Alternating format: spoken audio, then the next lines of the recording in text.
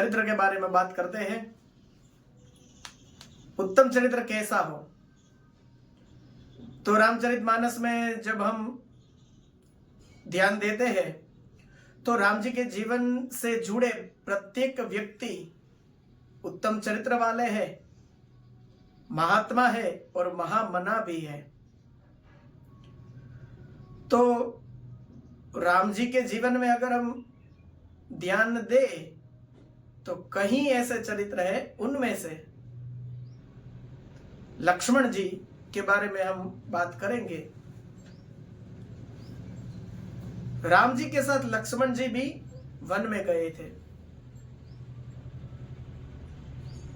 वनवास राम जी को 14 साल का हुआ था, लक्ष्मण जी को नहीं। फिर भी लक्ष्मण जी साथ में गए बड़े भाई की सेवा करने के लिए।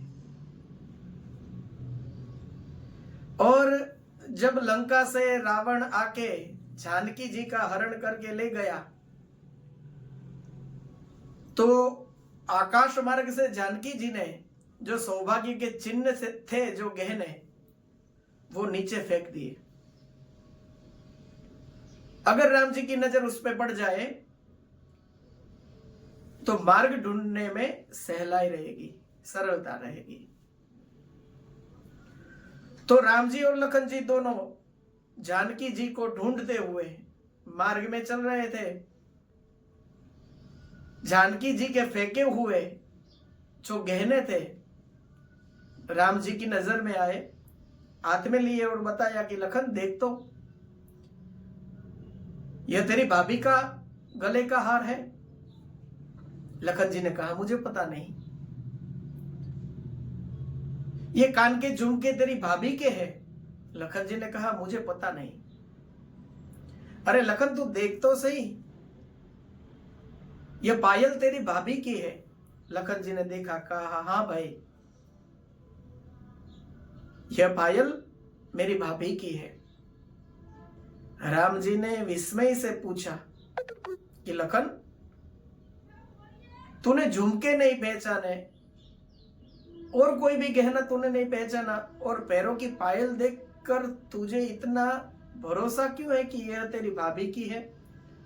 लखन जी ने जो जवाब दिया वो जवाब वही उनका चरित्र, उनका कैरेक्टर बताता है।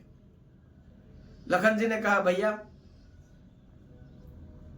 ना ही मैंने मेरे भाभी को मुख के सामने देखा है, ना ही कानों के सामने देखा है, ना ही गले को देखा है, लेकिन रोज सुबह मैं जब उनको प्रणाम करने के लिए जाता था और उनके दोनों पैरों के स्पर्श करता था, उस वक्त यह पायल मेरी भाभी के पैरों में मैंने देखी है और इसलिए मैं कह रहा हूं कि यह पायल मेरी भाभी की है। मैंने मेरी भाभी के पैरों के सिवा कुछ देखा ही नहीं। जब भी आप और भाभी या मेरी भाभी मेरे सामने खड़े रहते थे, मेरा ध्यान केवल उनके चरणों में ही था।